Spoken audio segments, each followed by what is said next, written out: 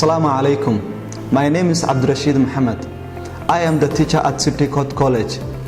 Do you drive to improve your English language? Have you ever asked yourself how to do it? Here is your chance. City Court will going to start English diploma program, which will going to provide learners with knowledge and skills to mold the future. The program will be suitable for learners in every level.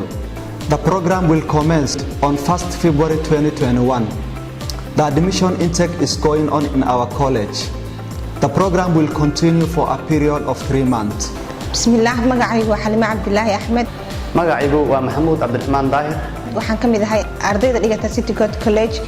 Waxaan dhigtaa International Semester 2. Waxaan ahay arday dhigta City Court College IT-ga Semester 2. Waxaan ku faraxsanahay in City Court College ay noo soo kordhisay Diploma English Language oo uu dhigayo Macallin Cabdirashiid Maxamed Ibraahim. Waxaan ku rajaynahay in koorsadan wax badan ka bedeli doonto aqoontayda luqadda. Waxaan ku boorinayaa dhammaan ciddii doonaysa inay ka faa'iideystaan fursadan qaaliga ah. Waxaan mar labaad iyo mar saddexaad u mahadcelinayaa maamulka iyo macallimiinta City Court College oo noo soo bandhigay fursadan qaaliga ah. City Court is the college that nurtures competent and self-disciplined professionals. We are always ready to serve you. Welcome.